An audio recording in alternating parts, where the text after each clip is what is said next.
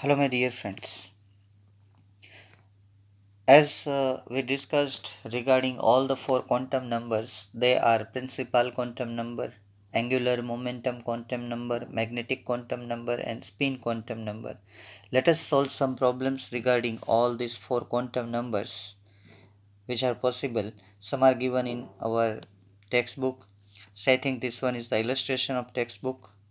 See there after this four quantum number, and you are asked how many total number of orbitals are there if principal quantum number is 3। आपको solution नहीं देखना है, बहुत ही easy problem है। Problem में कोई difficult बात नहीं है। मैंने बोला है कि नंबर ऑफ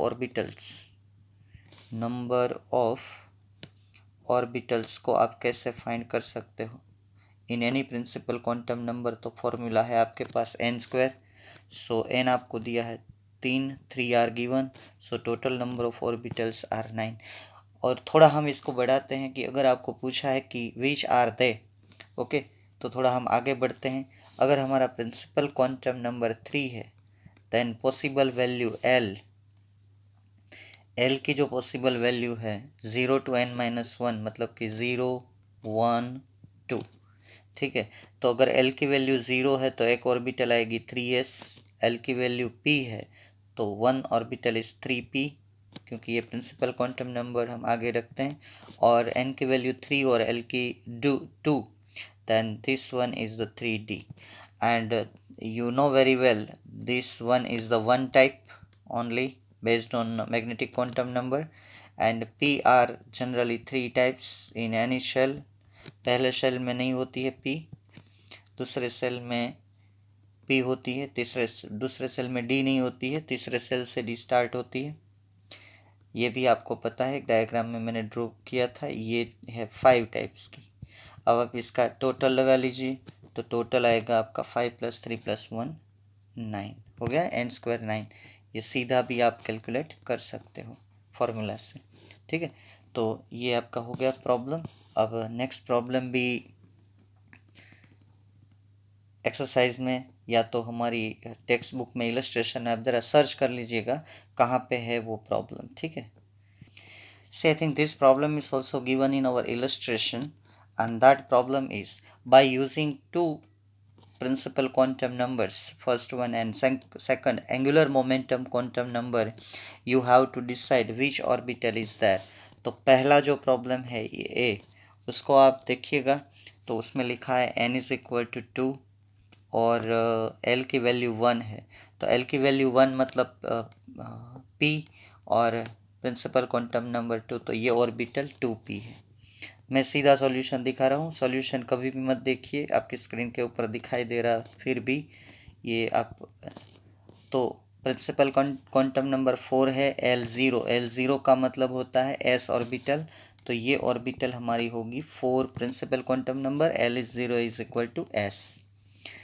C जो है n = 5 और l = आपको बताया 3। तो l = 3 मतलब कि ये f orbital principal quantum number 5, तो हम बोलेंगे 5f।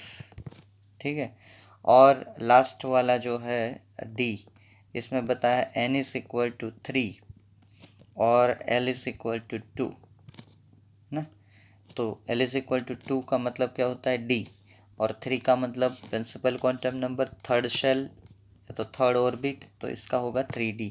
ये हमारा आंसर है। ऐसे करके आप लिख लीजिए, जो आपके पास वो नॉलेज है ना कि l की वैल्यू 0 मतलब s ऑर्बिटल, l की वैल्यू 2 मतलब p ऑर्बिटल, l की वैल्यू 3 मतलब s की वैल्यू 0, l की वैल्यू 0 s ऑर्बिटल, l की वैल्यू 1 p ऑर्बिटल, l की वैल्यू 2 d ऑर्बिटल, l की वैल्यू 3 f ऑर्बिटल। अगर कभी l की वैल्यू 4 आ जाए तो फिर आपको g h ऐसे जाना है, h तक जाना पड़े तो आप कंफ्यूज मत होएगा। लेकिन अभी हमारे पास उस ऑर्बिटल के बारे में कोई इन्फॉर्मेशन नहीं है। लेकिन नंबर बढ़ता है तो कुछ नहीं है, अल्फ़ाबेटिक ऑर्डर ए डी के बाद वो एफ के बाद वो जी ले लेते हैं, बाद में एच ले लेते हैं। ठीक है, कभी ऐसा हो जाए कि ये तो हमारे नहीं है सिलेबस में, तो जी एच तक आप जा सकते हो। ठीक है, तो कभी ऐसा प्रॉब्लम आ जाए तो सॉल्व कर लेना। देखते हैं अगर एक्सरसाइज में कोई प्रॉब्लम है तो सॉल्व करते हैं। तो हमारी जो एक्सरसाइज है उसमें इसके रिलेटेड कुछ प्रॉब्लम्स दिए गए हैं, उस प्रॉब्लम को आप देखिए। And that problem is problem number 24, है ना। 24 नंबर का प्रॉब्लम पढ़िए। अगर आप सोल्व कर पाते हैं तो कोई प्रॉब्लम नहीं है, वरना सॉल्यूशन देख लेना। ठीक है, आपको क्या बोला है, what is the lowest value of n allows g orbital to exist, है ना। तो एक नया कंसेप्ट दे दिया। अभी अभी मैंने बोला था कि जी ऑर्बिटल के लिए पहले तो आप नोट कर लो कि L इज इक्वल टू 0 मतलब S orbital, L is equal to 1 का मतलब होता है P orbital, L is equal to 2 का मतलब होता है D orbital, L is equal to 3 का मतलब होता है F orbital, L is equal to 4 का मतलब होता है G orbital, L is equal to 5 का मतलब होता है H ऑर्बिटल। ठीक है, यहाँ तक हम गए। तो आपको फाइंड करना है कि what is the possible value of n।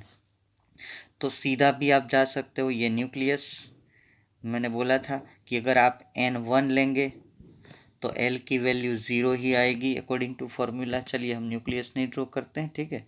पहले अपना टेबल रिवाइज कर लेते हैं तो आपको ये सॉल्यूशन पूरा पता चल जाएगा। ठीक है, अब n की वैल्यू 1 होगी तो l की वैल्यू 0 होगी, n की वैल्यू 2 होगी, एक कम होगी, 0 और 1 होगी। तो आपको देखना है कि 5 कहाँ पे आ रही है। l की वैल्यू 3 होगी तो l इज इक्वल टू 0, 1 और 2 होगी। l की वैल्यू 4 है, n की वैल्यू, तो l की वैल्यू 0, 1, 2, 3, है ना। l की वैल्यू 5 लेंगे, n की वैल्यू हम 5 लेंगे तो यहाँ पे आएगा 0, 1, 2, 3 और 4। तो मिनिमम वैल्यू 5वां जब शेल आएगा तो जी ऑर्बिटल का कंसेप्ट आ सकता है। ठीक है, तो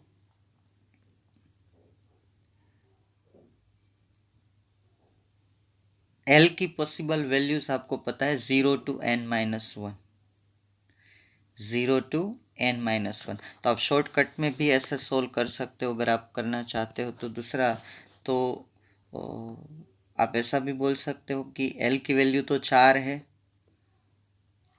ठीक है, तो n-1 इज इक्वल टू 4 आना चाहिए।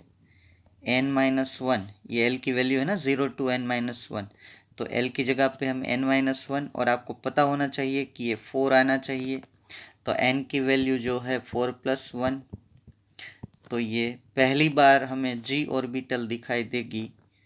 ये 4 + 1 करना है ना, 4 + 1 सीधा सिंपल कैलकुलेशन है तो 5। तो n इज इक्वल टू 5 जब आएगा तो ये हमारा एक्सरसाइज प्रॉब्लम नंबर 24 है। और एक प्रॉब्लम है,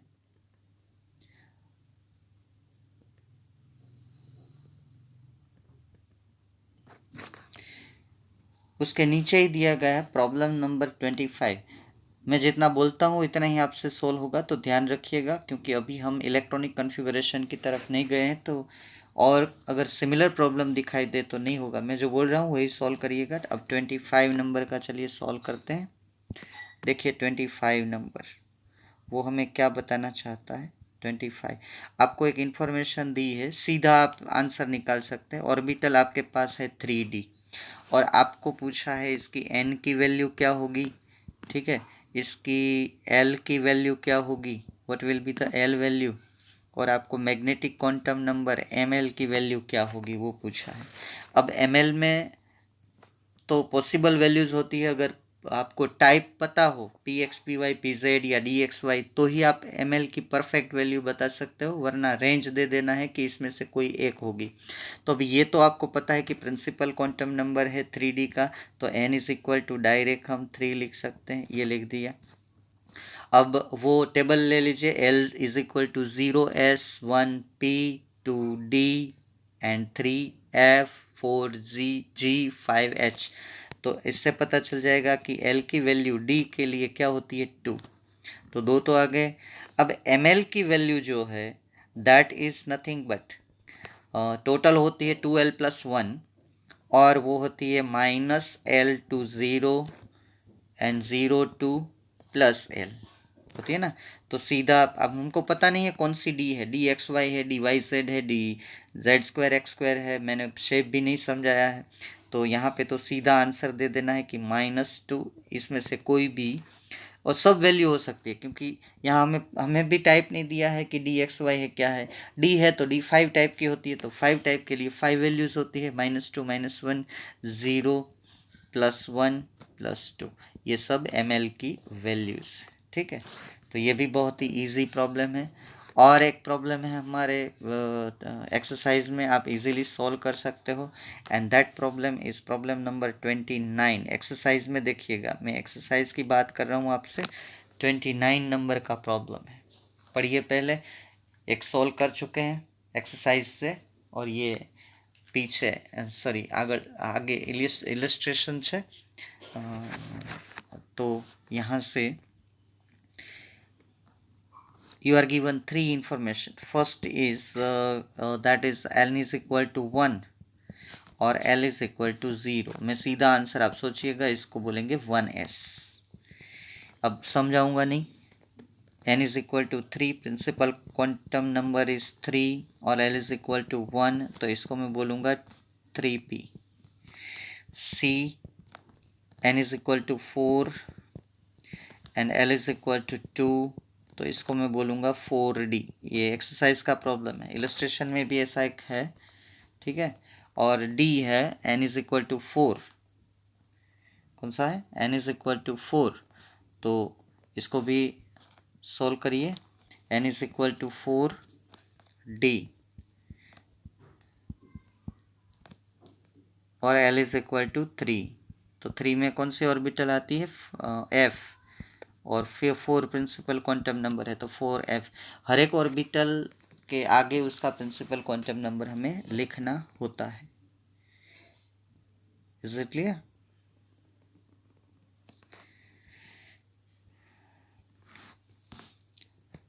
मेरे प्यारे बच्चों, और एक बढ़िया प्रॉब्लम है, ये 29 जो पीछे एक्सरसाइज है उसके आगे का देखिए, 28 नंबर का। पहले आप वीडियो पॉज करके अपने आप सॉल्व करने की कोशिश करिए, बाद में मेरे साथ मैच करिए।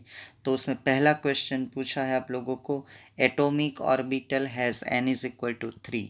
तो पहली इंफॉर्मेशन आपके पास है n इज इक्वल टू 3। धीरे से, बहुत ही इंटरेस्ट लेके सोल्व करेंगे तो ही परफेक्ट आंसर आएगा।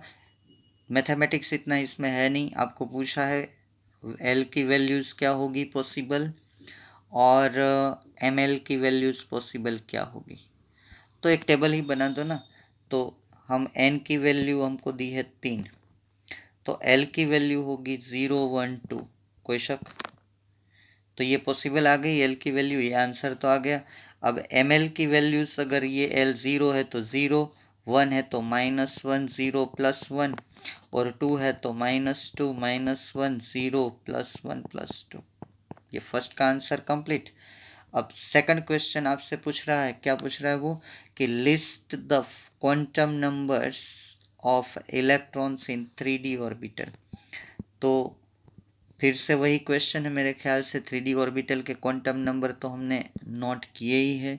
तो 3D ऑर्बिटल के क्वांटम नंबर में n जो है वो 3 है, d के लिए l जो है 2 आता है, और पॉसिबल ये रिपीट क्वेश्चन है, आगे भी हम ये ऐसा सेम क्वेश्चन आपका एक्सरसाइज का 25 नंबर है। ml की पॉसिबल वैल्यूज आएगी -2 -1 0 +1 +2। हो गया, वही कॉपी पेस्ट करना है। तीसरा क्वेश्चन बहुत बढ़िया है। ठीक है, इसमें आपको ये, पहले मैं आपको बता दूं कि ये आपको ध्यान में रखना है कि अगर ये न्यूक्लियस है हमारा, तो पहले शेल में, दूसरे में, तीसरे में, ठीक है, यहाँ पे सिर्फ और सिर्फ s ऑर्बिटल ही होती है, यहाँ sp होती है, यहाँ spd की एंट्री होती है, आगे जाएंगे तो spd और f की एंट्री होगी। तो आपको पूछा क्या है, अब आप देख लो। अगर शेल नंबर 4 होगा, जी का नहीं है तो मैं एफ तक ही रहता हूँ। तो पी ऑर्बिटल दूसरे शेल से स्टार्ट होती है, डी है वो है तीसरे शेल से। अगर इसको आप शेल को नंबर दे दे 1 2 3, और अब आप क्वेश्चन को देखें, आपके पास अगर ये नॉलेज नहीं, अगर आपने वो एक लेक्चर जो मैंने उसमें ये ड्रॉ करके दिया था, तो आपको क्या पूछ रहा है, हमारी जो एक्सरसाइज में उसने पूछा है कि which of the following orbitals are possible and which are not possible. तो मैं सिर्फ क्रॉस और राइट लगाऊंगा तो आपको समझ में आ जाएगा। पहली है 1p, दूसरी ऑर्बिटल हमारी है वो है 2s, तीसरी ऑर्बिटल जो है वो हमारी है 2p, और चौथी ऑर्बिटल उसने बोली है 3f। तो देखिए साहब, फर्स्ट शेल में p ऑर्बिटल नहीं होती है, तो ये गलत है, ये पॉसिबल नहीं है। तो आपको तो पूछा है कि which are the possible. Second में s होती है, यस, s सभी में होती है। p सेकंड से स्टार्ट होती है, बाद में nth सेल तक रहती है।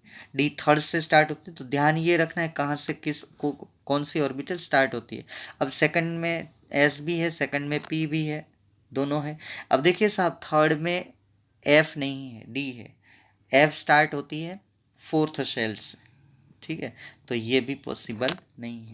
तो ये भी लॉजिकली ध्यान रखना है। तो जो आपने 4 क्वांटम नंबर ठीक से समझे, तो सब क्वेश्चन जो है बहुत ही इजी है, आप सॉल्व करके लिख लेना, या तो आपने पहले सॉल्व किया है तो अब मेरे आंसर से मैच कर लेना, ठीक है।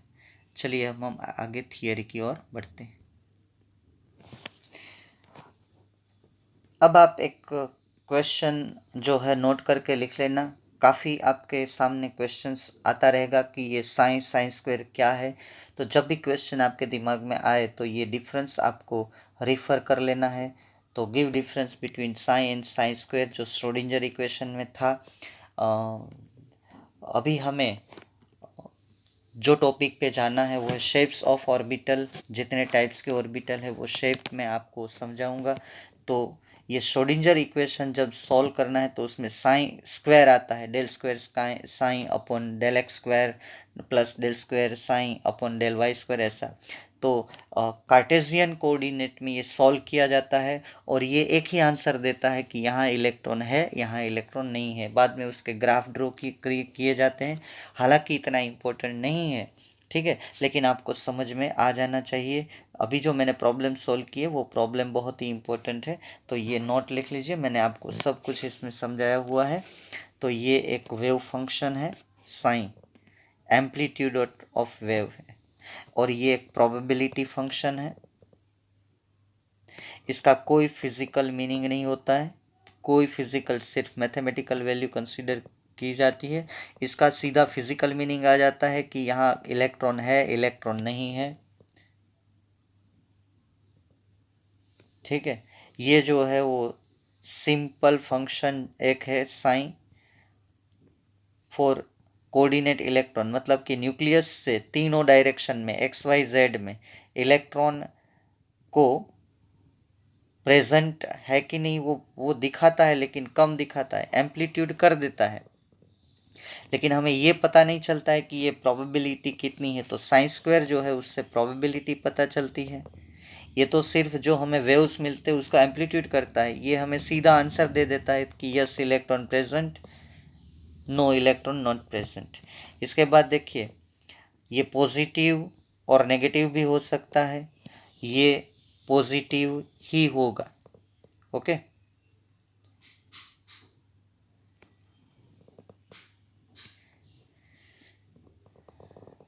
अब लास्ट पॉइंट को पढ़िए, क्या समझ में आ रहा है। ये जो साइन स्क्वायर है वो डिस्ट्रीब्यूशन ऑफ इलेक्ट्रॉन बताएगा, पोजीशन ऑफ इलेक्ट्रॉन बताएगा कि इलेक्ट्रॉन यहाँ है, वही तो हमें चाहिए। तो एक बात मैं आपको बता दूं कि एक शंकर भगवान का त्रिशूल है, मैजिकल है, लेकिन उसका स्क्वायर करना पड़ता है।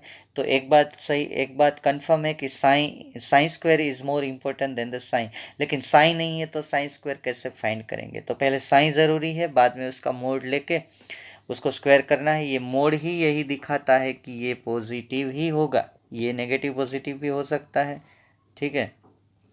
ये जो इलेक्ट्रॉन का एनर्जी लेवल दिखाता है, एनर्जी लेवल आर क्वांटाइज, मतलब कि एक फिक्स इलेक्ट्रॉन की एनर्जी फिक्स होती है वो दिखाता है, या लेस है मोर है, ये तो सीधा हमें कहाँ पे इलेक्ट्रॉन प्रेजेंट है वो दिखाता है। जैसे कि मैं एक बात बोलूँ आपसे कि जैसे कि ये हमारा न्यूक्लियस है, अब ये जो दिखाता है ये हमारा न्यूक्लियस है। अब ये बोलता है कि यहाँ पे इतने डिस्टेंस पे ये जो डॉट आ रहा है ना, ये डॉट हम इक्वेशन सोल्व करके, इक्वेशन हमें सोल्व नहीं करना है, ये प्रोबेबल एरिया ऐसे डॉट डॉट डॉट डॉट करके हम दिखाते हैं।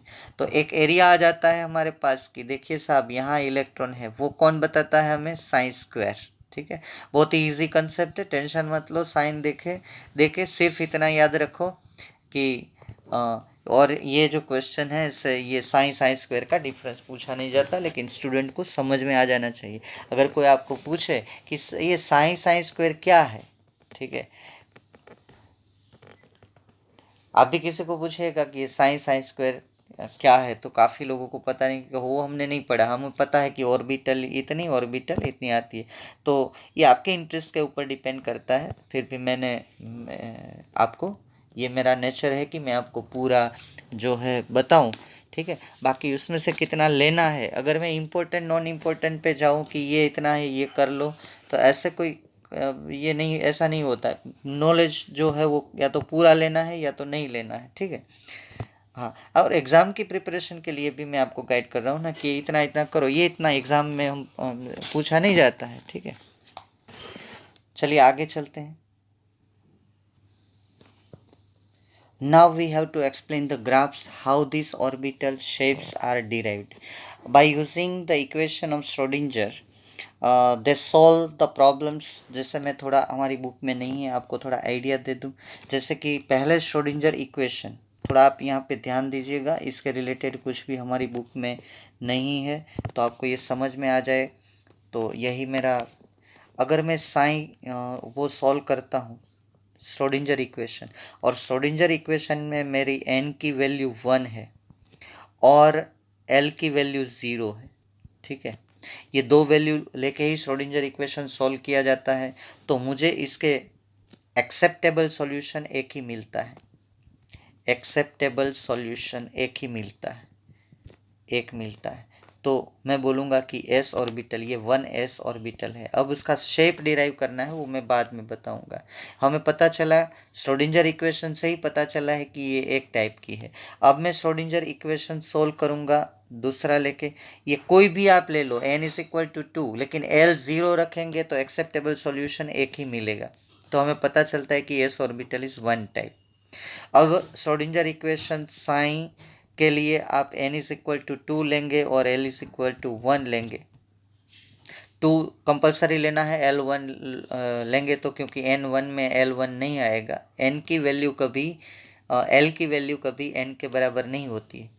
तो यहाँ पे अगर हम सॉल्व करेंगे तो एक्सेप्टेबल सॉल्यूशंस कितने मिलेंगे, जो हमें अकॉर्डिंग टू मैथमेटिक्स रूल, वो कौन से, वो नहीं देखने। एक्सेप्टेबल सॉल्यूशन कितने मिलेंगे हमें? एक्सेप्टेबल सॉल्यूशन 3 मिलेंगे। तो हम बताएंगे कि ये 3 टाइप की होती है और तीनों डिजेनरेट। और साथ साथ एक बेनिफिट ये है कि हमें शेप भी पता चल जाएगा। जैसे ही श्रोडिंजर इक्वेशन यस बोलता है तो हम वहाँ डॉट लगा देते हैं ना, न्यूक्लियस के आसपास हम डॉट लगा देते हैं कि ये पॉसिबल एरिया है जहाँ इलेक्ट्रॉन है, बाकी नहीं है उसको हम न्यूक्लियस के आसपास भी पॉसिबिलिटी कम होती है। बाद में कुछ कुछ डिस्टेंस पे, जिसको हम नॉन परमिसिबल राउंड बोलते हैं, नॉन परमिसिबल एनर्जी लेवल्स बोलते हैं, वहाँ भी इलेक्ट्रॉन, तो उसको हम नोड बोलते हैं कि जहाँ इलेक्ट्रॉन्स नहीं होते। जैसे होता है ना सोसाइटी में, सामने मकान होते हैं उसमें लोग रहते हैं, उसके सामने भी हाउसेस होते हैं उसमें लोग रहते हैं, बीच में से एक रोड जाता है वहाँ कोई नहीं रहता है, तो उसको हम रोड बोलते हैं। तो यहाँ पे हम इसको नोड बोलेंगे जहाँ इलेक्ट्रॉन बिल्कुल प्रेजेंट नहीं होंगे। अब वो ग्राफ को कैसे समझना है, थोड़ा यहाँ से आइडिया ले लो, वो आपको सिर्फ मैंने समझाया। अगर वो आप डी के लिए सॉल्व करेंगे तो 5 पॉसिबल सॉल्यूशंस मिलेंगे। अब ग्राफ जब मैं आपको ड्रॉ करवाऊँ या तो दिखाऊँ, आपको जो ड्रॉ करने हैं उसको समझना कैसे। एक तो 2 टाइप के ग्राफ है हमारी टेक्स्ट बुक में। एक पहले टाइप का ग्राफ है, दैट वन इज ठीक है। इसमें भी अगर आप इंटरेस्ट नहीं लेना चाहते हो तो ये आपकी मर्जी। जो इम्पोर्टेंट आएगा तो मैं बताऊंगा, इससे आपको एग्ज़ाम में कोई लॉस नहीं होने वाला, तो टेंशन मत लीजिएगा। सिर्फ मैं आपको ये समझा रहा हूँ कि ऐसे है, अगर आपको इंटरेस्ट है तो आप थोड़ा आगे बढ़ सकते हो। पहले टाइप का ग्राफ है हमारी बुक में, psi r versus radius r. Nucleus, radius कैसे गिनी जाती है, न्यूक्लियस के आसपास का एरिया। और दूसरे टाइप के ग्राफ है साइन स्क्वायर आर, और वो wave function psi square r, ये प्रोबेबिलिटी वेव फंक्शन है, ये सीधा प्रोबेबिलिटी, ये इलेक्ट्रॉन दिखाता है। ठीक है। अब इसके मेन आपको पॉइंट क्या ध्यान में रखने हैं वो जरा देखिएगा। एक तो ग्राफ सभी जो आएंगे वो कर्व आएंगे। एक ऑर्बिटल के लिए कर्व डिफाइनाइट होगा, ऑर्बिटल चेंज होगी तो कर्व भी चेंज होगा। कर्व मतलब कि कॉन्वेक्स या कॉनकेव, आपने कर्व ग्राफ शायद मैथ्स में पढ़े होंगे। अगर किसी कर्व में कोई ट्रफ आता है, ट्रफ जैसे वेवलेंथ में होता है ना, तो आप समझिएगा कि उसमें नोडल प्लेन जीरो है। ठीक है, नहीं आता है, sorry. If trough zero, trough zero मतलब कोई भी ग्राफ में कोई ट्रफ नहीं है, मतलब कि जैसे वेवलेंथ में दिखाते हैं, तो समझना कि यहाँ कोई नोडल प्लेन, मतलब कि बीच में कोई खाली जगह नहीं है। ठीक है। जैसे हम s ऑर्बिटल के लिए ग्राफ ड्रॉ करते हैं और n इज इक्वल टू 1 ले लेते हैं और l 0 ले लेते हैं, तो s ऑर्बिटल के लिए कोई ट्रफ नहीं आता है। लेकिन आप जब n इज इक्वल टू 2 लेते हैं तो वहाँ पे एक ट्रफ आता है। ठीक है, तो आप समझ लेना कि वहाँ पे नोड प्रेजेंट है बीच में। जैसे कि देखिए, ये न्यूक्लियस, ये 1s ऑर्बिटल 3D में कंसिडर, बाद में खाली जगह आती है, ये 2s ऑर्बिटल, ये ऑर्बिट नहीं है, 3D स्फीयर है। ये 1s, ये 2s, तो बीच वाली जगह है जहाँ इलेक्ट्रॉन नहीं है, वो ग्राफ में ट्रफ आएगा। तो जो, और शॉर्ट में दिखा दूँ, अगर ग्राफ एक्स एक्सिस को क्रॉस करता है तो समझ लीजिएगा कि एक नोडल प्लेन है, 2 बार करेगा तो 2 नोडल प्लेन है। ठीक है, जहाँ इलेक्ट्रॉन बिल्कुल नहीं होते हैं। और अगर साइन स्क्वायर वाला ग्राफ है तो आपको कैसे समझना है, वो भी कर्व ही आता है। साइन स्क्वायर वाला ग्राफ कैसे आता है, वो भी कर्व आता है। इसमें भी ऑर्बिटल चेंज होगी, कर्व चेंज होगा। ये हमें क्या दिखाता है, sine square probability of electron density around nucleus, electron है कि नहीं है। ठीक है, जैसे आर इंक्रीज तो प्रोबेबिलिटी डिक्रीज हो जाती है।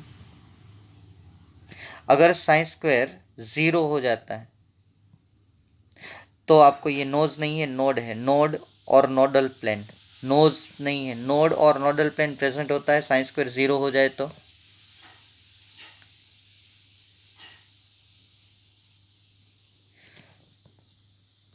नंबर ऑफ क्रेस्ट जितने होते हैं उतने ही नंबर ऑफ ट्रफ होते हैं। ये आप मत लिखिएगा, वो नोडल प्लेन और नोड के बारे में मैं बाद में बताऊंगा। ठीक है, आप इतना ध्यान रखिए, और वो भी आपके इंटरेस्ट के ऊपर डिपेंड करता है। अब मैं एक के बाद ये ग्राफ के बारे में इतनी इन्फॉर्मेशन आप लिख लो।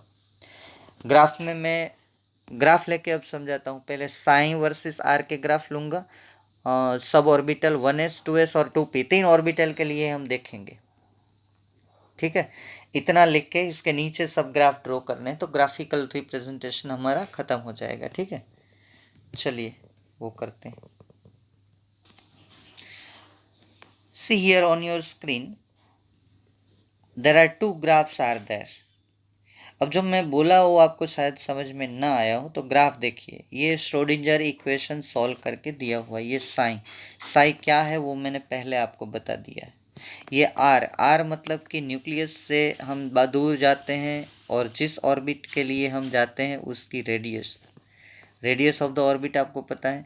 अब ये पहली ही ऑर्बिट में ले रहा हूँ, इसके लिए ये ग्राफ है, और पहली ऑर्बिट है 1s, सॉरी पहली ऑर्बिट, और उसका जो ऑर्बिटल है वो s, पहली में s एक ही होता है, आपको वो भी पता है। इसमें यहाँ पे s ही होता है। p नहीं होता है। तो हम श्रोडिंगर इक्वेशन सॉल्व करेंगे n इज इक्वल टू 1 और l इज इक्वल टू 0 लेके। वो आपके दिमाग में क्वेश्चन ही रहेगा कि ये कैसे सॉल्व होता है, वो आपको नहीं देखना है। अब आप देखिए, जैसे जैसे यहाँ पे 0 है, ये न्यूक्लियस है हमारा। यहाँ पे जो ओरिजिन होता है ग्राफ का वो क्या होता है हमारा, न्यूक्लियस। ये कंसीडर कर लीजिए कि ये न्यूक्लियस है। न्यूक्लियस से हम जैसे जैसे दूर होते जा रहे हैं तो हमारा जो साइन जो है वो घटता जा रहा है, घटता जा रहा है, और मिनिमम वैल्यू आके 0। अब ये देखिए 0 की तरह नहीं जा रहा है, ठीक है। तो ये ग्राफ एक्स एक्सिस को क्रॉस नहीं कर रहा है। ये ऐसे ऐसे अगर चला जाता तो नहीं जा रहा है ना, ऐसे नहीं जा रहा है। तो इसका मतलब हम बोलेंगे कि इसमें नोड बिल्कुल प्रेजेंट नहीं है। समझ में आ गया। जैसे जैसे हम न्यूक्लियस से दूर जाते जाते जा रहे हैं और साइन सॉल्व कर रहे हैं, वो साइन की वैल्यू डिक्रीज हो रही है, लेकिन एक्स एक्सिस को पार नहीं कर रही। और इससे पता चलता है, ये जो वैल्यू है, अगर आपका मैथमेटिक्स स्ट्रॉन्ग है तो इससे पता चलता है कि एस ऑर्बिटल स्फेरिकल है। अगर इससे नहीं पता चलता है फिर भी मैं आपको शेप डायरेक्ट बता दूंगा, टेंशन मत लेना। टेंशन लेने से दिमाग में ये थियरी घुसेगी नहीं। जितने आप लाइटली अंडरस्टैंडिंग करेंगे उतना ही समझ में आएगा, ठीक है।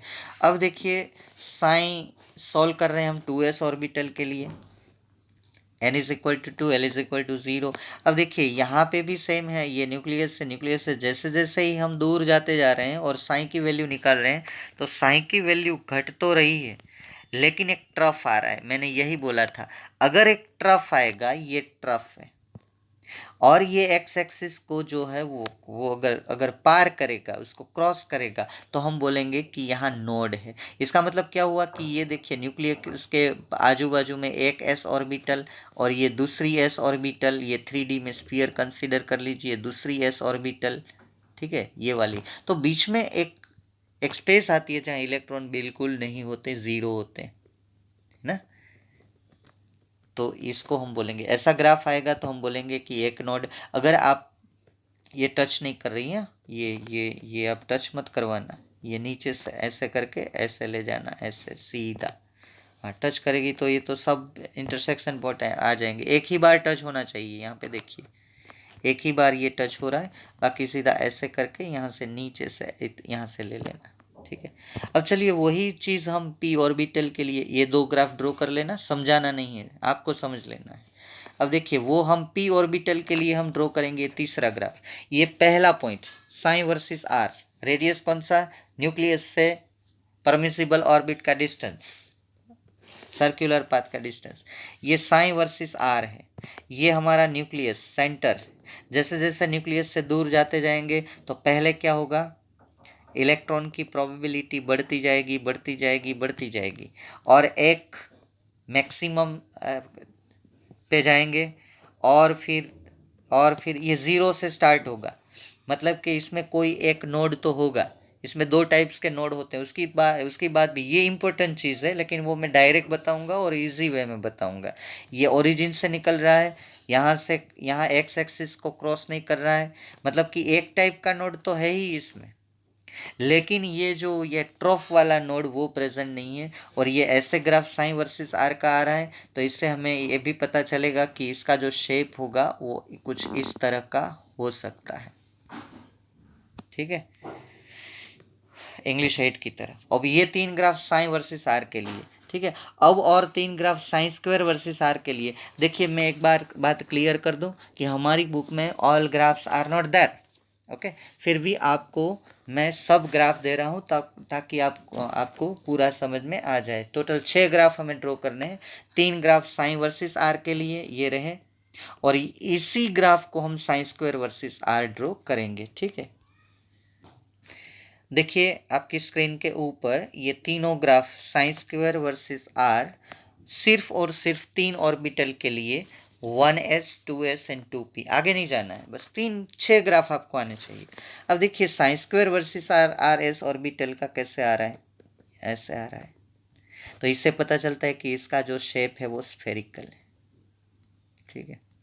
अब अगर 2s के लिए आप ड्रॉ करेंगे तो ग्राफ थोड़ा ऐसे हो जाएगा, मतलब कि ये चीज़ दिखा रहा है, ये एक्स एक्सिस को यहाँ पे टच करेगा, ये तो जीरो से नहीं निकल रहा है, सॉरी, मतलब कि साइन स्क्वायर आर, तो ये क्या है कि ये psi square versus r 1s orbital के लिए क्या दिखाता है कि हम जैसे जैसे न्यूक्लियस से दूर जा रहे हैं इलेक्ट्रॉन के प्रेजेंस की प्रोबेबिलिटी घटती जा रही है और फिर कांस्टेंट होके बाद में ज़ीरो हो जाएगी। Is it clear? लेकिन वहाँ कोई नोड नहीं है क्योंकि ग्राफ एक्स एक्सिस को टच नहीं कर रहा है। Is it clear? ये चीज़ जो मैं बोल रहा हूँ अगर आप नोट करना चाहे तो कर सकते हो, ना करना चाहे तो भी कोई बात नहीं है। अब 2s के लिए साइन स्क्वायर वर्सेस आर का ग्राफ, टोटल 6 ग्राफ आपको समझने हैं। अगर ये ग्राफ ड्रॉ करेंगे तो एक बार ट्रफ आता है, ये रहा, दूसरी बार नहीं आ रहा है, दूसरी बार ऐसे ग्राफ ये ऐसे ऐसे निकल रहा है, ठीक है। तो जितने ट्रफ आएंगे साइन स्क्वायर उतने ही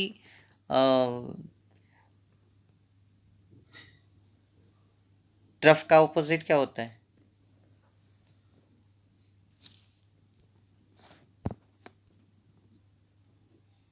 क्रेस्ट, यस। हाँ, ये ट्रफ तो सामने ये क्रेस्ट, ठीक है। इसका मतलब कि 2p ऑर्बिटल में एक नोड प्रेजेंट है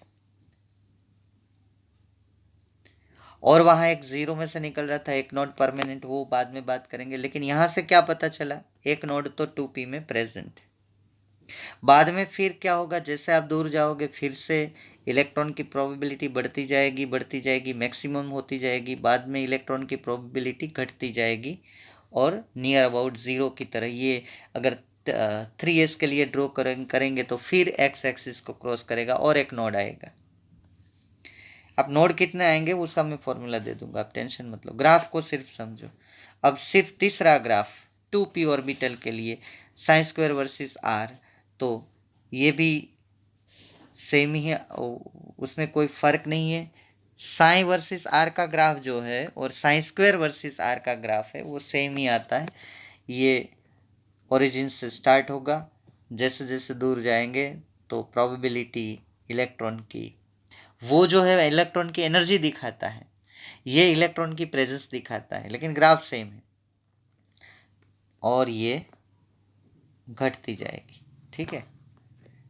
तो इतना ही बस समझना है। ये ग्राफ ऐसे समझ में आ गया कि जैसे हम 2p के लिए श्रोडिंगर इक्वेशन सॉल्व करते हैं और न्यूक्लियस से दूर चले जाते हैं और साइन स्क्वायर सॉल्व करते हैं तो कुछ डिस्टेंस तक, यहाँ तक प्रोबेबिलिटी इलेक्ट्रॉन की बढ़ती जाती है और मैक्सिमम पहुंच जाती है, और बाद में अगर हम आगे चलते हैं तो प्रोबेबिलिटी घटती जाती है। तो अगर मैं वो डॉट डॉट में, तो पहले देखिए इलेक्ट्रॉन की प्रोबेबिलिटी बढ़ती जाती है तो स्फीयर बड़ा होगा, फिर क्या होगा, मैक्सिमम होगी, फिर इलेक्ट्रॉन की प्रोबेबिलिटी घटती जा रही है, बहुत ही घटती जा रही है।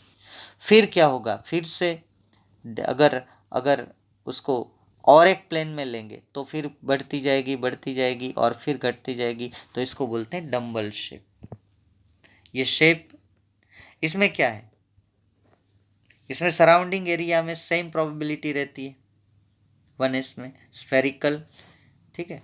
तो ये और 3 graph psi square versus r, वो पहले 3 ग्राफ थे साइन वर्सेस आर। तो 6 ग्राफ जो मैंने साइन पहले 3 पॉइंट आपको दिखाए, उसके नीचे ये 6 ग्राफ आपको ड्रॉ कर लेने हैं जो मैंने आपको समझाया। After discussing all these things, my friends, we will discuss regarding the shapes of orbital. So write down the question. Explain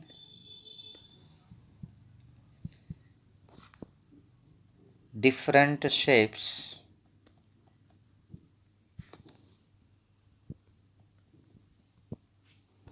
of orbital, और शेप के साथ जो उसकी सब इंफॉर्मेशन है वो भी हम लिख लेंगे, ठीक है। And this one is the very very most important thing, shapes of orbital आपको पता होनी चाहिए, ठीक है। और बाद में मैं आपको दिखाऊंगा कि वो एटम में कैसे एग्जिस्ट होती है। आपको थोड़ा कन्फ्यूजन रहेगा कि how is it possible and how it reside in atom, तो वो भी मैं आपको 3D में दिखाऊंगा। तो पहले शेप्स ऑफ ऑर्बिटल, तो first my question is how the shape is derived. तो अभी लिखना नहीं है, मैं थोड़ा आपको समझा देता हूँ। ये न्यूक्लियस है। अब इसके आसपास हम श्रोडिंगर इक्वेशन सॉल्व करते हैं और साइन स्क्वायर की वैल्यू निकालते हैं। तो साइन स्क्वायर की वैल्यू जहाँ पे पॉजिटिव मिलती है वहाँ हम सर्कुलर एरिया में डॉट डॉट डाल देते हैं कि भाई यहाँ मिली, यहाँ मिली। ठीक है, ये देखिए, ये मैंने सर्कुलर एरिया में डॉट डॉट, जहाँ पे भी इलेक्ट्रॉन मिलने की पॉसिबिलिटी है, कहीं ज़्यादा कहीं कम।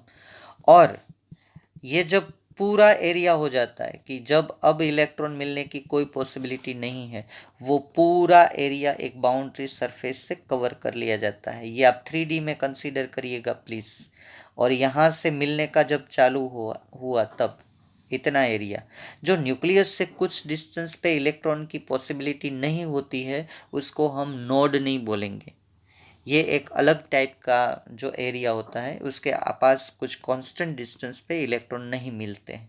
ठीक है, बाद में मिलने चालू होता है और उसका जो जितनी डेंसिटी, ऐसा नहीं है यहाँ कोई इतना इफेक्टिव इक्वेशन भी नहीं है, कभी यहाँ मिल जाता है तो वो हम निगलेक्ट करते हैं, बाहर का लेस डेंसिटी वाला एरिया।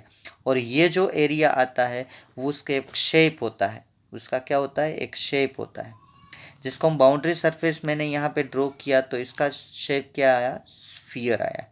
मेरी बात पूरी समझ लेना, चाहे क्वेश्चन पूरा मैं कर सकूँ ना कर सकूँ due to the length of, लेकिन कंसेप्ट को पूरा समझ लेना। बाद में अगर हम साइन स्क्वायर सॉल्व करते हैं, चलिए मैं ये सॉल्व कर रहा हूँ एस ऑर्बिटल के लिए जो मैं ड्रॉ कर रहा हूँ ना, बाद में कुछ डिस्टेंस तक साइन की वैल्यू एक्सेप्टेबल नहीं आती है, ठीक है, ना बोलते हैं, फिर यहाँ से फिर से इलेक्ट्रॉन मिलना चालू हो जाता है। ठीक है, और फिर एक बाउंड्री सरफेस मिलनी चालू हो जाती है, कुछ एरिया तक हमें ये मिलता रहता है, पॉजिटिव पॉजिटिव पॉजिटिव पॉजिटिव, वहाँ हमें डॉट लगाना होता है उस एरिया में पेंसिल से। ठीक है, या आजकल तो कंप्यूटर सिस्टम आ गई है तो सीधा इक्वेशन सॉल्व हो जाता है और आपको बाउंड्री सरफेस डायग्राम भी दिख जाता है। अब ये देखिए, दूसरा मैं बाउंड्री सरफेस डायग्राम दिखाऊं, ये दूसरा बाउंड्री सरफेस डायग्राम मिला मुझे। ठीक है, तो ये दोनों स्फीयर है, ये दूसरा स्फीयर, लेकिन दोनों स्फीयर के बीच में साहब एक जगह ऐसी मिली जहां probability of finding electron, probability of finding electron is equal to 0, बिल्कुल नहीं मिला इलेक्ट्रॉन। एक दो डॉट मिलते हैं ऐसे ऐसे ऐसे तो हम उसको निग्लेक्ट करेंगे। ठीक है, ऐसे डेंसिटी मिलनी चाहिए बहुत ही डेंस पास पास में, तो क्या हम इसको क्या बोलेंगे, नोड बोलेंगे। ये दो ऑर्बिटल के बीच में एक ऐसी जगह जहां बिल्कुल इलेक्ट्रॉन प्रेजेंट नहीं होता। अब आप बोहर को याद करिए, बोहर ने ऐसा बोला था कि दो और ऐसी जगह होती है जहां इलेक्ट्रॉन नहीं रहता है, यही नॉन परमिसिबल एरिया है। Is it clear? तो इस कंसेप्ट से मुझे आपको शेप समझाना है। अब आप क्वेश्चन लिख लीजिए, explain the different shapes of, और आपको समझा दूं, ऐसे नहीं होता है प्रोबेबिलिटी कभी मानो कि इलेक्ट्रॉन से दूर जाओगे, क्योंकि साई की वैल्यू भी हम अलग, सॉरी एन की और एल की वैल्यू भी अलग ले रहे हैं। मानो कि हमारी एल की वैल्यू 1 है और एल की 0 है, तभी स्फेरिकल मिलेगा। अगर मैं एन की वैल्यू 2 और एल की वैल्यू 1 लेके सॉल्व कर रहा हूँ, दिमाग में पूरा ये बिठा लीजिएगा, बाद में कंफ्यूजन नहीं होना चाहिए। एन की वैल्यू 3 है और एल 1 है। ठीक है, तो जब भी आप एल 0 लेंगे तो शेप स्फेरिकली मिलेगा साइन स्क्वायर का, एल 1 लेंगे, सेकंड से स्टार्ट होता है, तो आपको ऐसे ऐसे प्रोबेबिलिटी मिलती जाएगी। ये जरा यहाँ पे ध्यान दीजिएगा।